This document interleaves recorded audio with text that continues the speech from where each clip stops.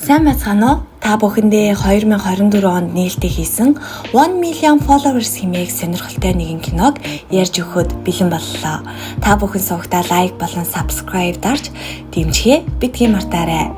За ингээд кинонд орцгоё. Инфлюенсерүүд 1 сая дагагчтай болж байж, ивент итгэгчтэй болон мөрөөдлийн амьдралаа зохицлох боломжтой болдог гэх боловч ихэнх нь энэ гэлсэн гадаад өнгө төрхний цаана ямар аимшигтай нууц нуудаж байгааг анзаараагүй байлаа. Кино Тайландын томоохон хотод эхэлнэ.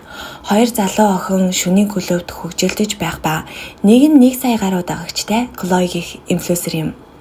Түүнтэй хамт найз Jane Fisher байдаг бөгөөд тэрч бас Fame гэх аппликейшн дээр 1 сая дагагчтай алдартай нэгэн. Тэд бүжиглэж баяр хүртэй байх үед Chloe нэгэн ивент итгэгчээс хамтран ажиллах саналтай мессеж ирдэг. Тэр үүнийг Jane хэлэх бөгөөд уулзалт хийх ёстой гэдгээ ойлгож ганцаараа явах нь аюултай гэж бодон Jane-ийг өөртөөгөө хамт явахыг хүснэ. Ингээд тэд хамтдаа нэгэн усан онгоц руу явсан бөгөөд энэ нь Chloe-ийн сүүлчийн удаа олонний нүдэнд харагдсан газар байв. Үзэгдэл солигдож Америк нэгдсэн улсын өмнөд Дакота мужид Carissa Dennis гих үзэгдлэнд бүсгүй амьдардаг бөгөөд тэрээр ердөө л 1000 дагагчтай нэгэн. Тэрээр аавынхаа адууны ферм дээр ажилладаг бөгөөд нэг өдөр тэр өөрийн дагагчдаа зориулан хурдганд нэгэн зураг даран постлдог. Тэр мужид түүний дүү 6000 орчим дагагчтай Charlotte Dennis түүний постыг хараад уйдгартай сонирхолгүй байна хэмээн бодож түүнд туслахаар шийдэн илүү сайн өнцгөөс зураг авч өгдөг. Оройн хоолны цаг болж аав нь охидтоо нурууны хагалгааны дараа эмчилгээний төлбөрөө төлж чадахгүй болсон тул агуулгад ажиллахаас өөр аргагүй болсон байгаагаа дуулгана. Тэрээр гэр бүл нь одоо өрөнд орсон бөгөөд $400,000 үрийг дарах шаардлагатай гэж хэлнэ. Carissa аавдаа туслахын тулд ажил хийхээ амлаж хамтдаа өрнөөс гарах болно гэдэг. Гэвч аав нь Carissa ажил хийвэл хэн фермийг хариуцах талаар санаа зовнино. Энэ үед Charlotte ч мөн сургуулаа орхин фермийг удирдах чадах болно гэж хэлдэг. Carissa интернетээр ажил хайж эхэлдэг боловч цалин хэтэрхий бага байгааг хараад уран хугархан тэр. Удалгүй Charlotte ирж эгчийнхээ профайлыг шалгатал түүний хамгийн сүүлийн пост нь 700 гаруй лайк цуглуулсан байгааг хараад баяртайгаар инээн. Тэр Carissa-д илүү идэвхтэй байхыг зөвлөж Jake Spades гэх 23 сая дагагчтай алдартай инфлюенсерийг дагаж түүнийг постондоо таглахыг санал болгодог. Charlotte энэ л түүнийг 1 сая дагагчтай болгож ивент итгэж олох, эцэст нь өрөө дарж аав нь агуулгад ажиллагаа болох боломж гэж хэлдэг. Carissa дүүгийнхээ үгийг нэг тодоггүйч Jake-ийн зурган дээр зүрх дараад дараа нь өөрийн гитар барьсан зургаа нийтэлдэг. Өглөөс ирэхэд гайхамшигтайр тэрээр 7000 гаруй дагагчтай болсон байх бөгөөд Jake Spades түүнд зураг сэлгээжээ. Carissa нүдэндээ ч итгэж чадсангүй. Jake түүний постуудыг магтан сайшааж түүнтэй болон түүний алдартай найзуудтай Таиландд уулзахыг урьжээ. Carissa үүнд итгэж ядан байтал Jake түүнээс нэг тоо сонгохыг хүсээд өөрийнхөө 3 хураг өргөсөн зургийг илгээж тоглоом биш гэдгээ баталж өгнө. Тэрээр Carissa шийдвэрээ гаргасан даруйд хэрэгтэй бүх мэдээллийг илгээн гэж хэлдэг. Carissa энэ мэдээг гэр бүлдээ дуулгав. Charlotte үүнд маш их баярлаж Carissa 12000 гаруй дагагчтай болсныг харна. Харин тэдний аав юу болоод байгааг ойлгохгүй гайхаж суухан тэр Carissa бүхнийг тайлбарлаж ааваасаа Таиланд руу хамтран ажиллахаар явах зөвшөөрөл хүснэ. Гэвч аав нь энэ бүхэн мэдээллийн хэрэгслээр байн гараад байдаг лойрын нэг байж магадгүй гэж сэрдэн огноо муу хүмүүсийн гарт оруулахыг хүссэнгүй. Carissa энэ боломж нь тэдний амьдралыг өөрчлөх, өрийг нь дарах улмаар аав нь агуулгад ажиллагаа болох боломж гэж тайлбарлана. Эцэст нь аав нь дуртай дургүй зөвшөөрж Carissa догдлон Jake-тэй холбогдож бэлэн болсон хэлнэ. Jake хариуд нь маргааш түүнийг авах лимузин илгээнэ гэж бичдэг. Явах мөч ирж гэр бүлийнх нь түүнийг гаргаж өгөн үргэлж холбоотой байхыг сануулна. Carissa Таиландын нисэх онгоцны буудалд буухад хамгаалалтын хэсгийн ойролцоо алдагдсан Fisher гэсэн бичгтээ зураг өлгөөтэй байхыг тэр анзааралгүй өнгөрнө. Учир нь тэр хэтэрхий догдолсон байлаа. Carissa дүүрийгээ мессеж бичин Таиландд газардсанаа мэдэгдэж байх үед нэг залуу түүнтэй санамсаргүй мөргөлдөнө. Залуу өөрийгөө Jenner гэж танилцуулж 800,000 гаруй дагагчтай гэдгээ хэлнэ. Тэрээр Jack хэмээх хүний урилгаар хамтын ажиллагаанд оролцохоор ирсэн цон инфлюенсерүүдийн нэг гэдгээч нэмж хэлнэ. Тэд гадагшаа гарч ирэхэд 1 сая гаруй дагагчтай Miami нэрээр алдартай Malcolm X хэмээх өөр нэг инфлюенсер тэднийг тосон авч байрлах вилла руу авч явна. Виллад хүрэлцэн ирмэгцээ Кариса олон инфлюенсерүүд нэг цор цугларсныг хараад гайхаж байгалийн үзмжийг бишрэн зогсоно. Тэрээр яг зураг авах гэж байтал Fiona гэх алдартай инфлюенсер бүх хүмүүст хандан виллад зураг авах оройтой гэдгийг сануулж бүгд уцаа хургаалах ёстойг мэдэгдэнэ. Яг энэ мөчөд Jack өөрийгөө уг үйл ажиллагааны зохион байгуулагч хэмээн танилцуулж тэдэнтэй хамтран ажиллахыг хүсэж буй компани бол Rap гэх архины брэнд гэдгийг зарлана. Тэрээр бүх контент зөвхөн ивент итгэгчдийн хүсэл стандарттай нийцэх ёстой тул нийтлэхээс өмнө бүх зураг шалгагдах болно гэж мэдэгдэнэ. Гэхдээ виллад байх хугацаанд зураг авах, мессеж бичих хоройтой юм. Үүнийг нотлохоо болгож Jack өөрийн уцаа эхэлж ширээн дээр тавихад бусад хүмүүс ч түүнтэй адил үйлдэл хийн. Дараа нь Jack бүх оролцогчдод байрлал тогтоох боломжтой угаалга бугуйж зүүх ёстой гэдгийг хэлнэ. Тэр Кариса руу онцгойлон анхаарал хандуулж түүнтэй ярилцсан. Кариса өөрийгөө олон инфлюенсер дунд эвгүй, тухгүй мэт санагдаж байгаагаа хэлэхэд Jack түүнийг бүх талаар дэмжинэ гэж амлан. Гэхдээ эхлээд бүгд хамтдаа үдшилэг хийх ёстойг онцлно. Кариса бүх зүйл төлөвлөсөн шиг нь биш байгаа мэт санагдаж санаа зовж эхэлнэ. Гэсэн ч Miami түүнд хандаж энэ нь түүний хүсэж байгаа боломж байж болохыг ойлгуулна. Тэрээр энэ мөчийг таашаа өнгөрөөхийг зөвлөж дэлхий дээрх цөөн хэдэн хүн л ийм боломжийг олж авч чадна гэдгийг сануулна. Тэрээр инфлюенсеруудыг 4 үндсэн ангилалд хувааж танилцуулна. Test инфлюенсер буюу хоол хүнс загварын чиглэлээр контент бүтээж хамгийн сүүлийн үеийн өвөрмөц тансаг зүйлийг танилцуулдаг. Хоёрх нь lifestyle инфлюенсер аялал жуулчлал, тансаг амьдралын хэм маягийг түгээн дэлгэрүүлж олон хүний мөрөөдлийн амьдралыг харуулдаг. 3 дахь буюу punk инфлюенсер. Тэдний контент уламжлалт хэм маягийг эвдэж зоригтой, дүрм зөрчсөн өнгө аястай байдаг. Дараагийнх нь ски нөлөөлөгчд. Гоо сайхан, арьс харчилгаа, эрүүл мэндийн бүтээгдэхүүн сурчилдаг хэмээн танилцуулдаг. Энэ бүхнээс сонсон Кариса одоо ч өөрийгөө зөв газартаа ирсэн хэсэгтээ эргэлзээр байлаа. Punk инфлюенсер нь ихэвчлэн биеийн тамир, фитнес, сайн сайхан байдлыг онцолдог. Харин ски инфлюенсер эмэгтэй хүний биеийн хэсгийг ил гаргах, гоо үзэсгэлэнгийн стандартыг харуулах гэх мэт илүү тачаангуй талын нөлөөлөл үзүүлдэг. Кариса бол амьдралын хэм маягийн инфлюенсерийн ангилалд багтаж байгаа юм. Jack түүнийг уулзалтанд нэгтгэж хүрдэг бөгөөд Кариса өөрийнхөө инфлюенсер болох гол зорилго нь гэр бүлийнхээ $400,000 өрийг дарах явдал гэдгийг хэлчихлээ. Jack үүнийг сонсоод тийм хэмжээний мөнгө өөрт нь байхгүй гэдгийг шууд л ойлгуулна. Тэрээр Карисад ийм хэмжээний ивент итгэлэг авахын тулд ядаж 1 сая дагагчтай болох хэрэгтэй гэж хэлгээд Кариса одоогоор ердөө 18,000 дагагчтай байв. Jack түүнд энэ босгийг давахт нь туслахаа амладаг. Уулзтын үеэр Jack бүгдэд гар утаснуудыг эргүүлэн өгч аль болох олон зураг авахыг даалгана. Амьдралын хэм маягийн инфлюенсерүүд тул тэд өөрсдийн туршлагыг олон нийтэд харуулах ёстой боловч улаан тууцуудаг бүлгийнхэнтэй холбоотой асуудалд орохоос зайлсхийх ёстойг анхааруулна. Үүний дараа далайн эрэг дээр Jack Кариса төгсөн амлалтаа биелүүлэхээр хамтдаа зураг дарж пост хийдэг. Тэр оройн хоолны үеэр Fiona хүн бүрийг гар утсаа гарган хоолныхоо зургийг авахыг шаардна. Харин Кариса Христийн шашинтай учраас хоол идэхийн өмнө залбирахыг хүссэн боловч бүгд зураг авч байгааг хараад баг зэрэг эвгүүцэн. Jack түүний энэхүү гэмгүү хөөрхөн байдлыг ажиглаад өөрийн ирэхгүй инээмсэглэж орхино. Тэр шөнө хүн бүр зугаацсан яг л маргааш ертөнц сүрэх гэж байгаа мэт үдшилэг хийн. Тэдний авсан зургуудыг Fiona-гийн зөвшөөрлөөр л нийтэлдэг бөгөөд үргэлж ивент итгэгчдийн ундаанууд зураг дээр тод харагдаж байхаар байрлуулдаг байлаа. Ингээд өглөө болж Кариса шарцсан байдалтай сэрнэ. Түүнээс ирэхэд Miami болон Jenner хоёр түүнд туслахаар орон нутгийн нэгэн ресторан руу авч явна. Гэтэл яг тэр мөчөд улаан туцтай бүлгийнхэн рестораны эзнээс татвар авахаар орж ирнэ. Эзэн нь хангалттай мөнгө гаргаж чадахгүй болохоор бүлгийн ахлагч уурлан хэрүү шуугаан үүсгэнэ. Энэ үед Jenner дэсэлгүй тэдний нэгийг нь зохиж орхисноор асуудал үүсгэн тэр. Гэтэл гинэт Jack хамгаалагчтайгаар орж ирэн бүлгийн ахлагчид хандан Манай хүмүүст ойртож болохгүй гэж тохирсон мэддэ хэмээн хатуу сануулна. Харин бүлгийн ахлагч түүнийг тоолгүй. Эн чинь манай нутаг дэвсгэр шүү дээ хэмээн уртаагаар хэлнэ. Харин Жак эцсийн удаа анхааруулж байна шүү. Хэрвээ дахин манай хүмүүст ордвол дайн эхлэх болно шүү хэмээн сануулдаг. Тэд Вилладаа буцаж ирсний дараа Жак Карисад хандан ууртайгаар яагаад ийм хол явсан юм бэ? Чамд аюултай гэж хэлсэн мэддэ хэмээн загнана.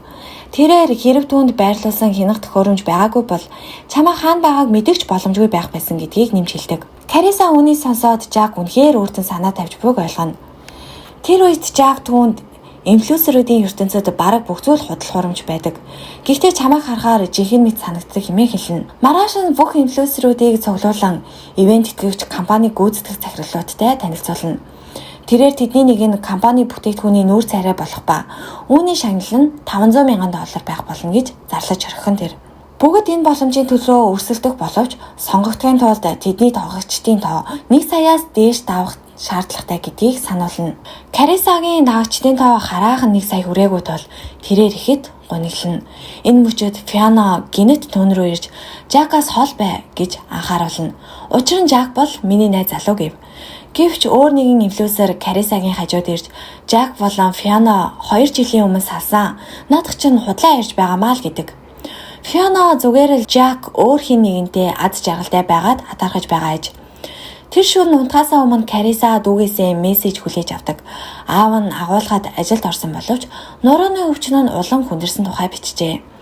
Энэ мэдээг уншаад Кариса дотроо шийдвэр гаргаж ивент итгэгдлийг ямар ч аргаар хамаагүй авч аавыгаа ажил хийхийг зогсоохоо амлана. Кариса хэрхэн дагагчийн тоогоо 1 сая төгрөг талаар Миамигаас зөвлөгөө авч Миами түүнийг дагуулan дэлгүүр хэсэж илүү задгай хувцсноо сонгуулна.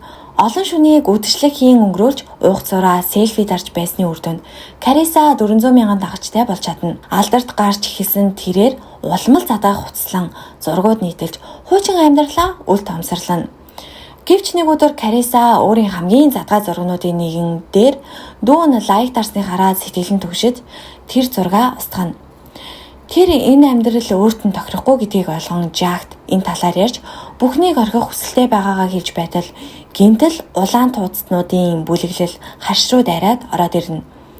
Харин харшийн хамгаалтын багийнхан тэднийг хурдхан л дарж авдаг. Бүлэглэлийн ахмадаас яагаад харш руу дайрсан талаар асуухад тэрээр бид Карисагийн төлөө ирсэн хэмээн хариулна. Энэ үед Фиана түүнийг ухаан алтлан зохиод энд бид аль хэдийн төлбөрөө төлсөн. Чи бидний нутаг дэвсгэрээс хол байх хэмээн сүрдүүлдэг. Удалгүй цагдаа нар ирж энд байгаа хүмүүсээс Жен Фишерийн талаар ямар нэгэн зүйл мэдэх хүн байна уу гэж асууна. Клой тэнд байсан хэдий ч юу ч мэдэхгүй хэмээн дүрсгэнэ. Цагдаа нар тэднийг болгоомжтой байхыг сануулж олон жуулчид алга болсон талаар анхааруулна. Мөн хэрв с ิจ гтэй зүйл ажиглагдвал мэдээллийг хүслээ. Энэ бүгдийн дараа Жак Карисаг гайхамшигтай далайн ирэг дээр аваачиж тэд тайван амарцгааж байлаа. Кариса болон Жак дотн харилцаанд орох гэж байх үед Кариса өөрийнх нь анхны удаа гэдгийг хэлнэ. Үүнд Жак цочирдож дотроо би энэ худал хуурмыг үргэлжлүүлж чадахгүй хэмээн бутнаад гинэтхэн явж одно. Тэр хооронд Виллад Клой уйлж эхэлнэ.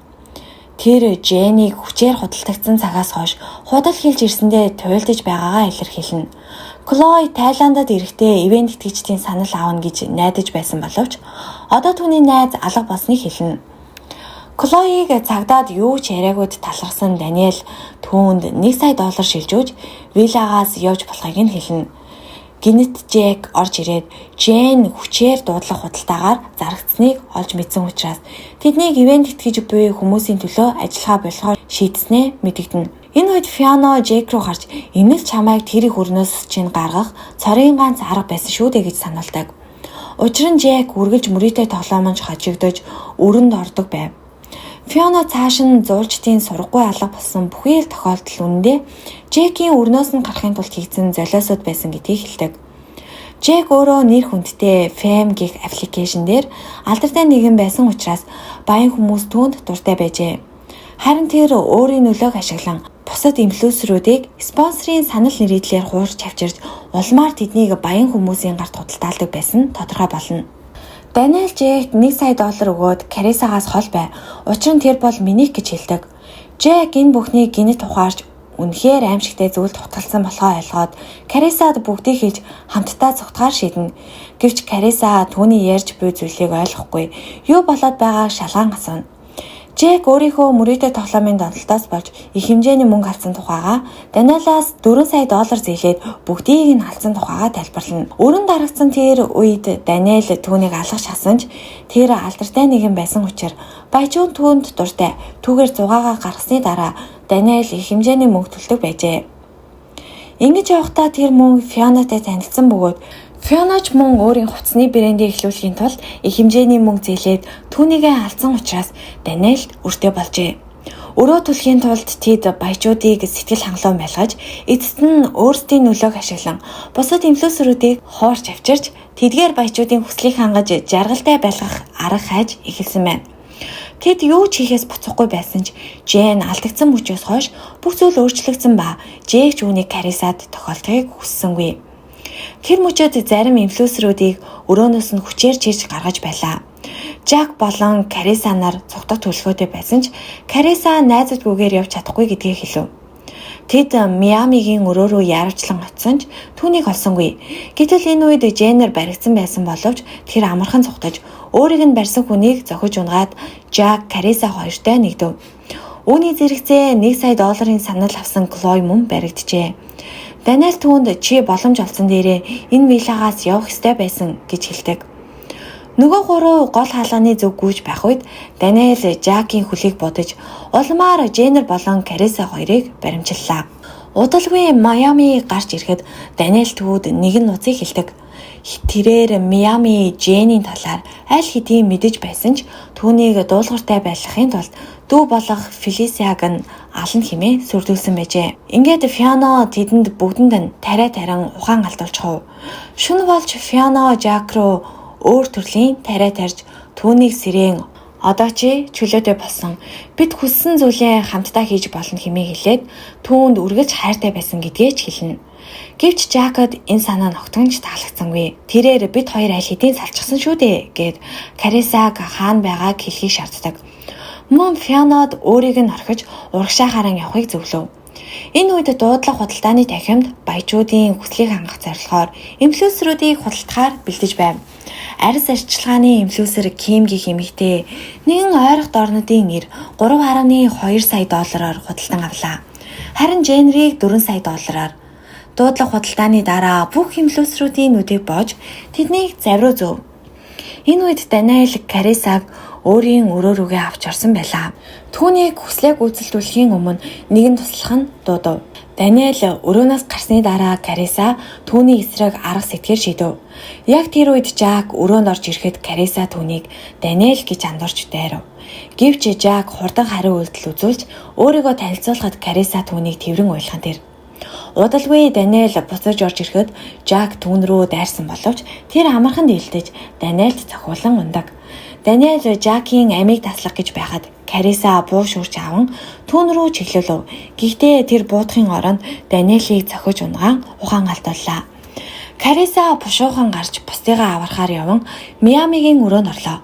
Түүнийг ашиглах гэж байхад Кариса түүнийг аврахаар тэмцэлж эхлэв. Миами тусласны дараа тэр хурдхан аврах цав ашиглан явж чадна. Кариса өрөөнд буцан орж ухаан орсон Жактай уулзна. Тэд хамтдаа үлдсэн инфлюенсерүүдийг амжилттай аварч чаддаг. Харамсалтай нь тэднийг Даниэл гинэт бүслэн авч Жакийг урвсан хэмээн амийг нь хороох гэж занал хийлнэ. Гэтэл яг энэ мөчөд Миами Тайландын цагдаагийнхныг даавуулан ирж Даниэл болон түүний бүлэмжлэлийг баримтлах нь тэр. Гэсэн ч Даниэл Жакд хандан би чам дээр заавал эргэж ирнэ хэмээн сүрдүүлсээр л. Энэ үед Клойч цагдаад Фэн Фишерийг хулгайлагдсан тухай үннийг илчлэнэ. Улмаар цагдаагийн газарт очиж мэдүүлэг өгөх шаардлагатай болсныг сонсно. Кариса Жакд хандан энэ бүхний дараа манай гэр бүл фермээ алдсан хിവэр байх болно гэж гунигтайгаар хэлнэ. Гэвч Жак гинтийн бэлэг заталж бүх өмнөний дунд би чамд $1 сая шилжүүлсэн. Ингэснээр чи фермээ аварч чадна гэж хэлэхэд Кариса баярлсандаа үнэхээр цоцордож нулимс туслуулна. Ингээд энэ жаргалтай уур амьсгалд уулсан Женер болон Ким хоёр бие биедээ хайртай гэдгээ илчилж алдартны амьдралаасаа түр завсарлага авч гэр бүл зохиохоор шийдснээ хуваалцсан. Кариса энэ мартагдашгүй мөчийг үлдээхийн тулд багийнхантайгаа хамт зураг тарж дүү болох Шарлоттыг таглаж явуулна. Шарлотт ч үүнийг хараад үнэхээр их баярлав. 3 сарын дараа Кариса гэр бүлтэйгээ хамт ферм дээрээ аз жаргалтайгаар амьдарч байв. Харин Миами хичтэйгээ хамт шинэ байрандаа нүүж орсон бол Женер болон Ким хоёр хөөхөн охинтой болж аз жаргалтай цагийг өнгөрүүлж байлаа. Гэтэл гинэд Кариса нэгэн зураас хүлээн авав. Энэ нь Фионогоос ирсэн байсан бөгөөд түүнд Жен Фишерийн байгаа газрыг мэдмээр байна уу гэж хэлснээр энэхүү кино маань төгсөж байгаа юм. Та бүхэнд маань кино маань таалагдсан бол лайк болон subscribe дарж биднийг дэмжээрэй. Удахгүй илүү олон сонирхолтой киногоор уулзцаая. Түр бай.